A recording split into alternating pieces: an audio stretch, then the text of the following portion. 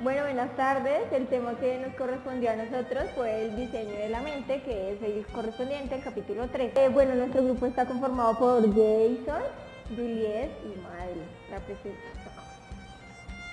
Para empezar, pues digamos que el capítulo es como una recopilación de todos los capítulos anteriores y es como una conclusión breve acerca de lo que trataron los demás temas.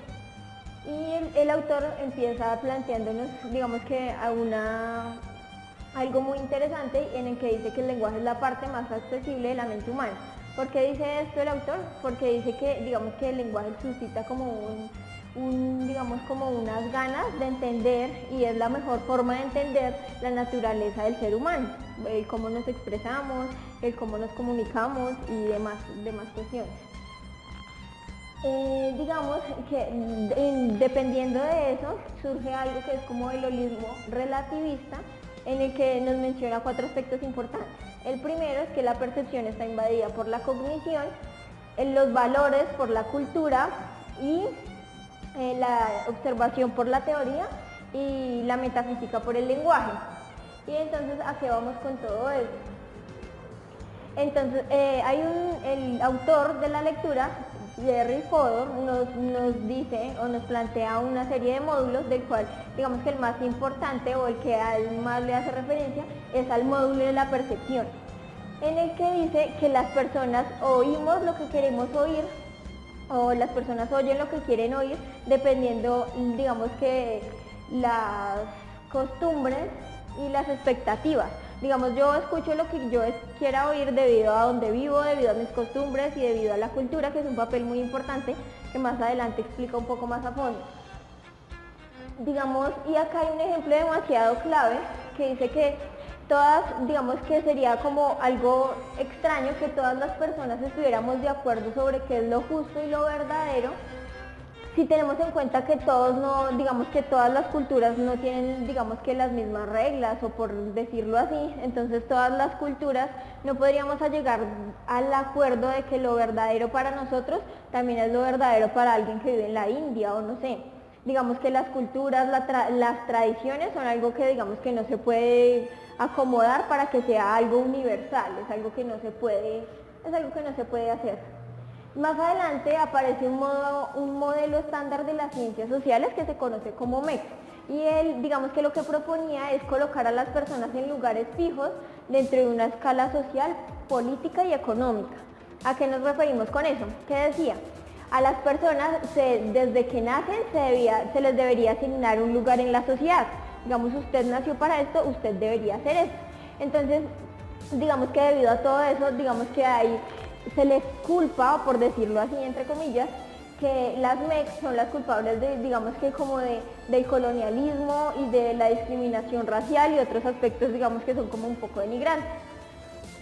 Y lo que proponía las ciencias sociales MEC es que, digamos que digamos que la humanidad, digamos que está tan abierta a aprender cualquier cosa, que nos daba el ejemplo de que si tenemos 10 niños desde que nacen y los enseñamos a hacer cualquier cosa, si nosotros los enseñamos desde niños, entonces ellos van a aprender. Digamos, puedo coger a un niño y decirle que sea doctor o pintor, en fin, la profesión que yo quiera escogerle al niño, y él desde niño, y lo enseño desde niño, él se va a enseñar a ser una persona así. Porque digamos que la humanidad y el ámbito, digamos, ese ámbito, digamos, como cultural es demasiado extenso y está demasiado amplio a cualquier contexto. Entonces, algo muy, digamos que muy importante también de las MEC, y es que las culturas, decía un aspecto que era muy importante, era que lo mismo con el ejemplo anterior, era que las culturas pueden dividirse de forma ilimitada. O sea que era ilógico yo separarlos por, no sé, por algo, sí, sabiendo que todo puede ser, o sea, todo puede llegar a dividirse dependiendo, digamos que de la forma, y vuelve acá todo aquello de la cultura y todas estas cuestiones. Más adelante, ok, aquí aparece, digamos que ahí el autor nos planteaba un esquema en el que dice que no, digamos que primero surgió un esquema en el cual se podía decir que el comportamiento se daba por 2 aspectos importantes, que eran la herencia y el ambiente, causaban comportamiento, y el autor plantea que esa opción o ese esquema no se podía hacer porque no era tan completo. Entonces después nos plantea otro que dice que es un modelo más completo en el que muestra que como aspecto principal está el ambiente y la herencia. Cada uno de ellos forman y suministran la entrada de mecanismos psicológicos como lo podría ser el aprendizaje. Estos, digamos que debido a cada uno de estos dos factores, estos vienen a desarrollar conocimientos y valores que al final van a causar comportamiento. El autor nos planteaba esto como un modelo más, digamos que más completo, porque nos decía que sí, no solo es el ambiente el que forma comportamiento, sino que hay otros factores que intervienen entre el ambiente y la herencia para formar el comportamiento. Ya teniendo eso, digamos que claro, nos decía también que la cultura es un papel demasiado importante, porque digamos que es algo que para entender la naturaleza humana, y en este caso digamos un aspecto tan importante que es el lenguaje, era algo que intervenía demasiado. Entonces, el primer nos daba un ejemplo que decía que un niño confundía que la leche no venía necesariamente de las vacas, sino que salía del camión de la leche. Entonces, ese era el primer ejemplo que nos proponía acerca de la cultura si interviene en el lenguaje. La segunda es que los niños, y nos proponía otro ejemplo, y era que los niños siempre buscan, digamos, la manera más correcta para ellos del lenguaje. Los papás siempre se inclinan por hacerle entender algo al niño, pero el niño va a buscar la opción que sea más fácil para él entenderla. Y eso era lo que nos planteaba el autor. La lógica de la gramática, era otro aspecto importante, es independiente a la lógica del sentido común. O sea, la gramática, y por eso existe la gramática universal, que es la gramática, digamos que de todos los países, la gramática universal es independiente a la lógica del común. O sea, lo que yo piense acá no puede ser algo tan cuerdo que lo que yo piense en la China, por ejemplo. Puede ser algo totalmente sin sentido, pero sin embargo, para mí tiene un sentido. Y está bien para mí, porque digamos que es un factor que yo aprendí como cultura en mi país y en mi ciudad, por decirlo así, son unas tradiciones que ya vienen, digamos que acá.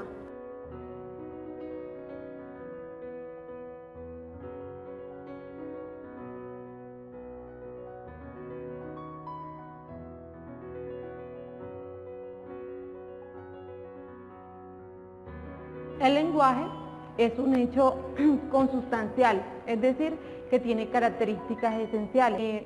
Tiene un diseño único computacional en la gramática universal, es decir, que tiene su nombre, verbos, estructuras léxicas y auxiliares, entre otras propiedades, que varían de acuerdo a las diferencias humanas. Inspirándose en el concepto chomskiano, Bloom ha intentado caracterizar lo que él denomina el pueblo universal. Él examinó archivos etnográficos donde intentaba como encontrar, digamos, diferencias ocultas en los comportamientos de todas las culturas humanas. Pero lejos de encontrar alguna variación, encontró que en realidad tenemos características similares.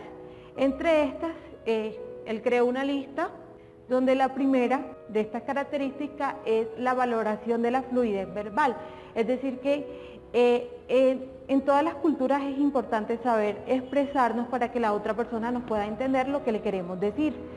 Encontramos también lo que son los cotilleos, es decir, hablar bien o mal de otra persona, las mentiras, los engaños, las palabras para nombrar los días de la semana, los meses del año, las estaciones, las partes del cuerpo, para nombrar el presente, el pasado, el futuro, estados internos, estar felices, tristes, ¿sí? Los actos de dar, de prestar, de afectar o ayudar a una persona, la distinción entre madre e hija, entre blanco, negro, entre bueno y malo, las relaciones lógicas entre el sí, el no, el y, el igual o lo contrario.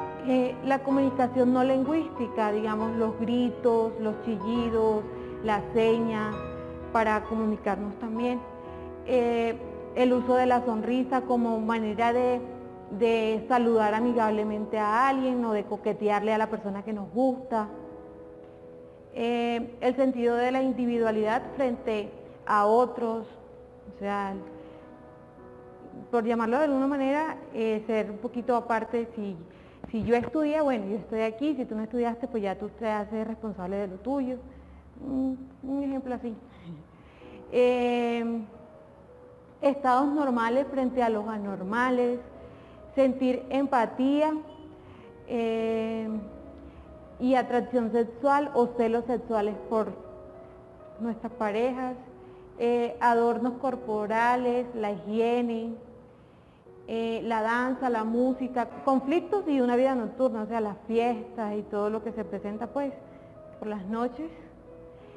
Las normas de pudor sexual, es decir, no se hace el acto sexual con la pareja pues frente a otras personas, eso se trata de hacer a puerta cerrada o de bañarnos también en privado, cambiarnos también en privado. Esta lista no trata de inclusiones o estados psicológicos, sino que son complejas interacciones de aprendizaje por transmisión de conocimientos. Es decir, a un niño no sabe cómo funciona la gramática universal, mas sin embargo él la aplica. El aprendizaje proviene de generalizaciones basadas en semejanzas. Es decir, un ejemplo que nos daba el autor es que un niño compara, digamos, él hace la semejanza de un perro Doberman. Él se da cuenta que el perro Doberman pues ladra y muerde, y él hace la semejanza con un pitbull, que el pitbull también ladra y muerde. Entonces ya él generaliza que los perros ladran y muerden. Independiente también de esto, también nos dice que el aprendizaje se da por transmisión de conocimiento, es decir, digamos que aprendemos lo que nuestros padres nos enseñan, pero tendemos a mejorarlo. Bueno, luego de esto viene el módulo innato de conocimiento biológico. Este módulo dice que las pruebas más recientes han indicado que es posible que exista una biología de sentido común, la cual es completamente innata y pues por ende viene nuestro código genético. Esta biología de sentido común nos permite hacer una clasificación sobre plantas y animales de una manera totalmente genética, algo que no ocurre con objetos fabricados por el hombre. Según el autor nos plantea que es posible que existan diferentes módulos para estas clasificaciones. Estos módulos pueden partir desde uno que clasifique animales y otro que clasifique plantas, o uno muy grande que clasifique animales y plantas y otro que clasifique rocas, montañas, entre otras cosas que no son seres vivos. La idea de que hay un módulo innato del conocimiento parte desde la afirmación de que incluso en la edad de piedra las personas tenían una clasificación de animales y plantas. Pero entonces, ¿qué clase de psicología subyace este talento? Las plantas y animales son cosas especiales de objetos, y para que nuestro cerebro razone acerca de ellas de una manera inteligente, se necesita que las trate diferente a como trataría una piedra o una isla, algo por el estilo, algo similar.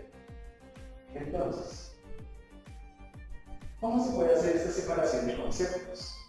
El autor propone 4 tipos de diferencias, las cuales son la pertenencia a poblaciones, el antepasado común, el sistema complejo de autoconservación y los genotipos y genotivos. Bueno, primero viene la pertenencia a poblaciones. Este habla de que, por lo general, los individuos se reúnen en una agrupación de sus iguales y comparten un ambiente, lo cual nos permite ver que la mayoría de estos actúan y están de una manera perfectamente unificada. Luego de esto viene el antepasado común, el cual habla de que las especies relacionadas entre sí descienden de un mismo organismo, que después surjan un antepasado común, en el cual en un momento de la historia se separa su linaje, creando diferentes especies. Un ejemplo podría ser el de los humanos. Partimos desde los Parapilectus hasta llegar al ser humano. Luego de esto viene el sistema complejo de autoconservación, el cual habla de que los organismos se rigen bajo ciertas leyes fisiológicas, las cuales les permiten crecer, reproducirse, entre otras cosas, las cuales son atributos que pierden a la vida. Todo esto vienen los genotipos y los fenotipos, los cuales dicen que aunque los organismos poseen una esencia oculta, la cual se conserva así el organismo vaya creciendo. Luego de esto, sabemos que así las intuiciones peculiares de los seres vivos que aparecen en los niños muy pronto. Se sabe que entre los 3 y los 6 meses se debe el conocimiento de los objetos y sus posibles movimientos. Y ya más o menos antes del primer año ya tiene conciencia de lo que está vivo y de lo que no. La separación entre unos y otros. Esta separación se da desde muy pequeños y la primera separación es pues, la más evidente, que es que los niños asocian que los seres vivos se mueven y los seres no están con vida no se mueven. Es algo bastante primario, simple. Esta separación de conceptos se da más que nada antes del primer año. Los seres vivos se agrupan en categorías con esencias ocultas. El autor nos pone un ejemplo que es que se colocó en un experimento unos niños de edad preescolar y se les puso las siguientes imágenes, que fue un mapache, un doble plástico y una carretera. Ellos, los experimentadores, le dijeron a los niños que si pintamos el mapache negro con una planta blanca, se podría convertir en un zorrillo. Lo mismo dijeron, si le ponemos plumas a este oro, se volvería un oro real, de plástico, y si le ponemos una válvula, una tapa con válvula a una carretera, se volvería una mercancía. El resultado fue de que los niños afirmaron de que lo único que podría convertirse realmente sería la carretera en una mercancía, pero que el mapache, así se pinta del color que sea, siempre será un mapache. Y el doble plástico, así tenga plumas, tenga lo que sea, nunca va a ser un animal vivo, si fuera un doble plástico. De aquí este principio parte la taxonomía. La taxonomía es la ciencia que busca clasificar a los seres vivos, ya sean plantas o animales. Entonces nos indica de que la taxonomía actual, la taxonomía científica, es una taxonomía que podría partir de una taxonomía innata que tenemos por genética. Por consiguiente, nos dice que el instinto del lenguaje está regido por módulos, los cuales están computacionalmente adaptados. Entonces, la idea de que la naturaleza humana universal es innata se suele asociar con la idea de que las diferenciaciones entre las personas y que nosotros diferenciemos las personas por raza o sexo también son ideas innatas. Y por último nos hablan de que una mente podría de que al nacer las mentes son completamente idénticas, sino que el pensamiento se forma a partir de las ideas básicas que tenga la persona desde que nace hasta que muere. Es decir, que una mente se crea mediante las experiencias y al conocimiento adquirido a lo largo del tiempo. Pero si dos personas se pusieran en las mismas condiciones exactamente, pero de una manera, de una exactitud increíble, serían exactamente la misma mente.